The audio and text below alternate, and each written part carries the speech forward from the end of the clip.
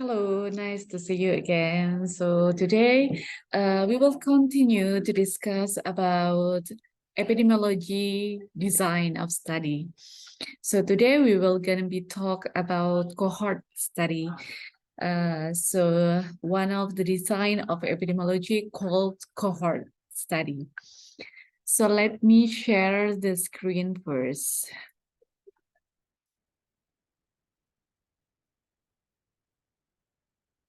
Okay. So cohort study.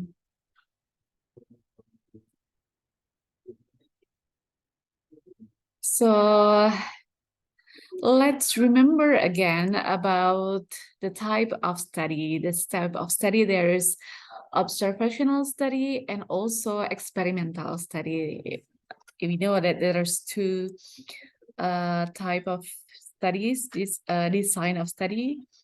The one that we only observe, or the study that we carry out the experiment. We take intervention to the subject of the study, or we usually call the experimental study. So for observational study, we have descriptive study that usually describe disease by time, place, and person. And also we have analytical study, like cross-sectional study, cohort study, and also case control study. And for experimental, there is randomized control trial, field trial, and community trial. So today, our discussion is about cohort study. So this is the descriptive epidemiology that I mentioned before. It's described the disease by time, place, and person. You can see in my another videos that discuss about descriptive epidemiology, and so you can listen and watch my explanations about descriptive epidemiology. So the types of epidemiology study that observational is descriptive. Usually they describe the natural history, allocation of resources, and suggest hypothesis.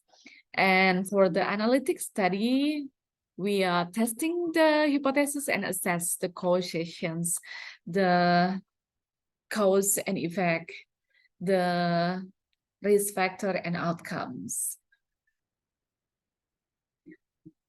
Okay, so when we can do the cohort study, usually cohort study is undertaken to support the existence of association between suspected cause and disease. So the major limitation for the survey or design cross-sectional and case control is the difficulty to determining if exposure or risk factor is preceded the disease or outcome.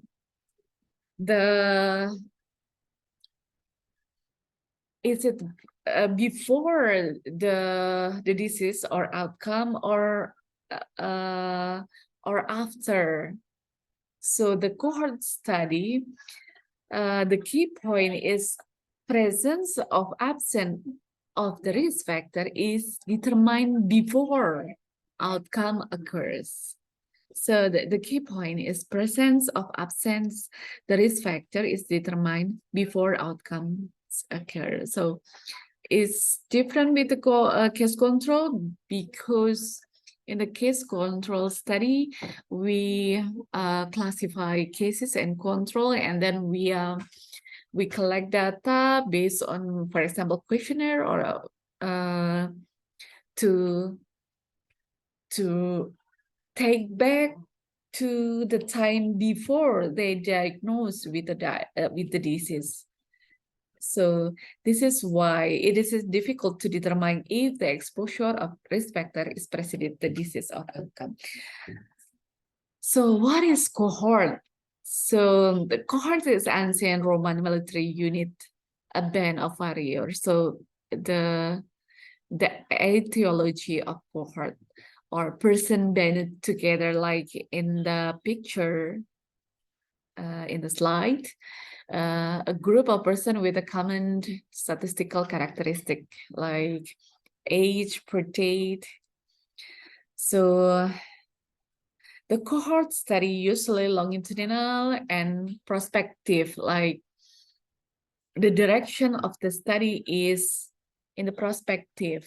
So we begin to the two groups with risk factor and without risk factor, and then we follow up by time to the prospective discussions and looking forward to study. And usually we can find the incidents, the new cases, because we follow, there is two groups and we follow by time. So we can identify or analyze the incidence of disease here. So another characteristic of cohort study is start with people free of disease and assess exposure at baseline and assess disease status as follow-up. And so this is about the indication of cohort study. And what the indication of cohort study? When there is good evidence of exposure and disease. When exposure is rare, but incidence of disease is higher among exposed. Or when follow-up is easy, the cohort is stable. And also when ample funds are available, so because cohort needs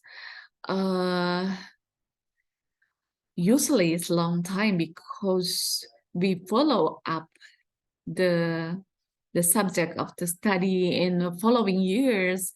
It takes a lot of time, energy, and also funds. So make sure that the resources that we have is it's feasible to do the cohort study.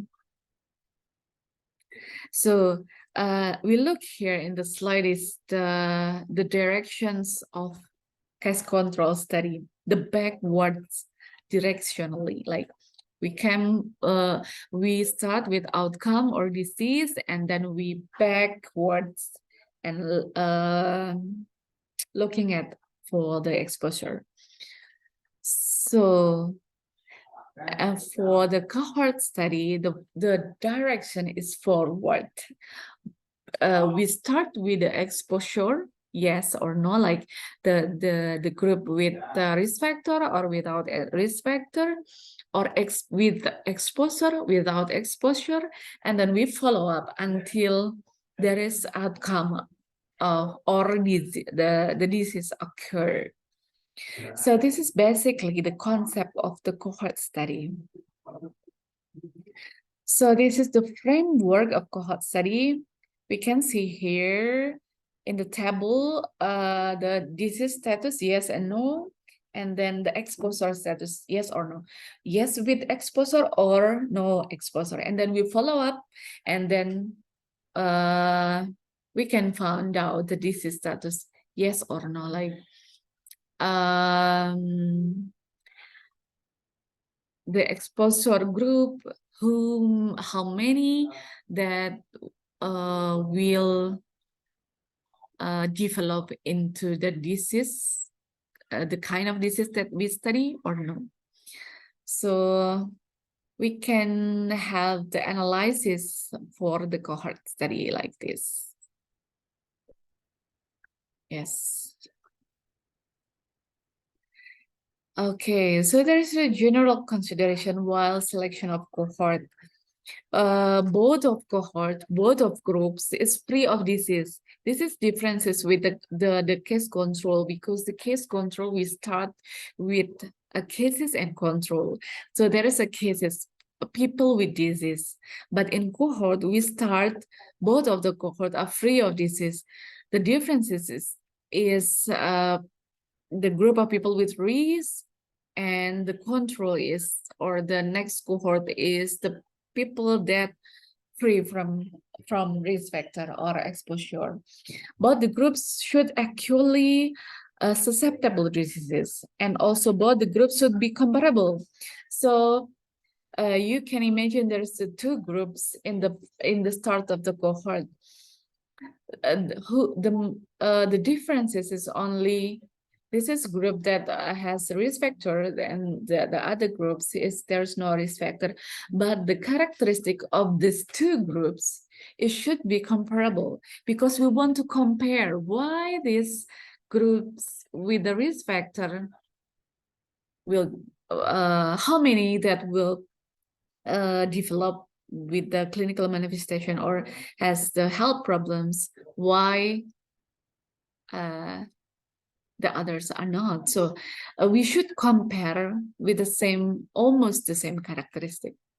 And the diagnostic and eligibility criteria for the disease should be defined well in advance. So the element of the cohort study is the selection of study subject, obtaining data on exposure, selection of comparison group, follow-up, and the analysis. And we began with the selection of study subject. We began with the whole population in the area and a representative sample. Or we can have special group of population like occupational group or professional group, and also exposure group. For example, a person having exposed to some physical, chemical, or biological agent like exposure. We want to find out the X-ray exposure to radiologists, for example. And then we obtaining data for exposure. How we obtaining data? So we can do personal interview or mail questionnaire, review of records like a dose of drug, radiation, type of surgery. Or we can do medical examination or a special test like blood pressure, serum cholesterol, and also environmental survey for obtaining the data on exposure. By obtaining the data of exposure so that we can classify for exposed and non-exposed, or people with the risk factor or people with non-exposure. But we should has like valid categorizations based on the data. So by degree of exposure, we can subclassify cohort. So selection of comparison group. So how we compare, like, okay, we have a group with the risk factor of group with exposure, and then who that will be the comparison group. So we can do internal comparison. So only one cohort involved in the study, subclassifying and internal comparison done, or external comparison, more than one cohort in the study for the purpose of comparison. For example, cohort for radiologists compared to ophthalmologists. So for the previous slide, like X-ray exposure to radiology. So we want to compare with the external comparison, like radiologists compare with the ophthalmologists, for example. And comparison with general population rates. If no comparison group is available, we can compare the rates of study cohort with general populations. For example, cancer rate for uranium miners with cancer in general populations, if there's no comparison group is available. So after the selections of groups, so we can do the follow-up. To obtain data to outcome, we can do mail questionnaire, telephone calls, personal interview, or periodic medical examination, reviewing records, surveillance of data records. Follow-up is the most critical part of the study. So follow-up is like the characteristic, the unique characteristic of the cohort, because it's forward. We start with the two groups, with risk factor, without risk factor, and then follow up. So this is one of the characteristic or the uniqueness of the study. Some loss to follow up is inevitable. So another characteristic of the cohort study is the risk for loss to follow up is inevitable due to the date change of the address, people move, the migration of change of occupations.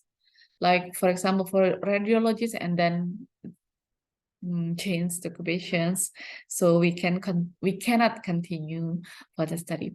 Loss to follow up is one of the drawback of the cohort study. So this is one of the enemy of the cohort study, because cohort study is long in the long period. So the participant of the study can move, can migrate, can change the address, can suddenly disappear. Like the subject of the study has the right to stop the study without any consequence. So this is very, very challenging for the researcher to do the cohort. And so for the analysis is the calculation of incidence rates among exposed and non-exposed group, and we can estimate, we can do the estimation of this. So we can do the analysis like this: the disease status and the exposure status. We can see the incident rate, the new cases, and also we can do the estimation of risk, the relative risk, incidence of disease among exposed per the incidence of disease among non-exposed. So then we can find out the relative risk and attribute risk for the data from cohort. So we can have the conclusions about our result of the study. So this is the example, the incidence of lung cancer among smoker. So the two groups, smoker and non-smoker. So after the follow-up, the incidence of lung cancer is 70. And the incidence of lung cancer among non-smoker is only 3. So we can have the risk, relative risk here is 10. So we can conclude, like we can interpret we can make the interpretations of the analysis that lung cancer is 10 times more common among smoker than non-smoker.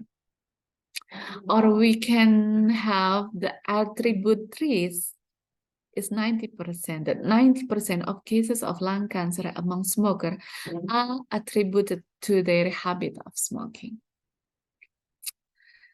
Okay, so we can have several types of cohort study.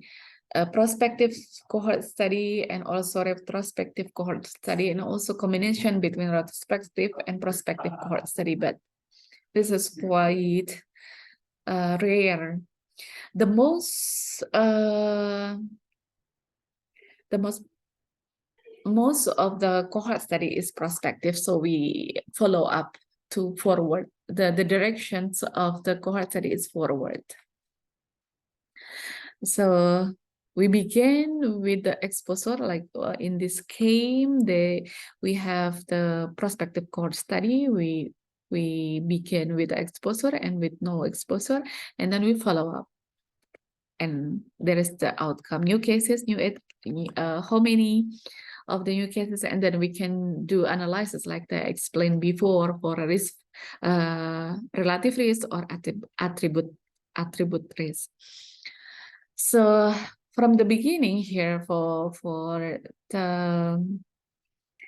the selection of study, we can begin from the populations, and we identify or classify the study sample, and then we can do the screening, and then we can classify who is the group with exposure, or the group without the exposure, and then we follow up, and then we can identify after the follow up for several long period of time, we can have the analysis the outcomes. So the retrospective or historical cohort study can be done, but this should be carried out with the good medical records, because we begin with the end of status. We begin of the study, but the process of disease is done. This is already finished, and then we look back and we find out the exposure, yes or no, like in this scheme. So it's, I think, for the context of time, this is more short. We can do in the short time for the cohort retrospective study, but it needs complete data, supporting data. Without that, we cannot do it. It's almost impossible to do retrospective cohort study without supporting a good supporting data. So this is the example of prospective cohort study. The sample defined prospectively during or before exposure and before outcome occurred. So for example, so the cohort is high school student from Baltimore, Maryland. The exposure is working for pay. The outcome is initiation of tobacco use. So the result is adolescents who work for pay have higher rates of initiating tobacco use. Or the cohort British doctor responding to survey in 1950. The exposure is smoking. The outcome is lung cancer. This is one of the popular example of the cohort study. So after the periodic follow-up and review of the death reports, the result is smoking increased risk of lung cancer. So this is another example also about asbestos insulation worker union in North America. So this is the exposed group, and the unexposed group is general population of males matched by age. So we can match the comparison group by age. So with the same range of age, we can do the two groups with almost the same characteristic. The outcome is lung cancer, and the result is there is a positive association between asbestos and lung cancer. Another example, vaccinated elderly, unexposed is unvaccinated community dwelling elderly, and the outcome is hospitalization for pneumonia or influenza. So the conclusion of the study, or the result of the study, is the elderly who were vaccinated have reduced the risk of hospitalization for pneumonia or influenza. This is interesting. Yeah, the retrospective cohort study, both exposure and disease have occurred at the start of the disease. Data already collected for other purposes. So usually like medical record, like other purposes, the cohort is followed up retrospectively, so backwards. It depends on the availability of previous study factor information. So like I mentioned before, it is depend on the availability of informations. It is more feasible for studying diseases with long latent periods. The study periods may be many years, but the time to complete the study is only as long as it takes to collect and analyze the data. So the study period may be long, many years, but with the complete data, we can do with a short time of periods. But again, it depends on the availability of data.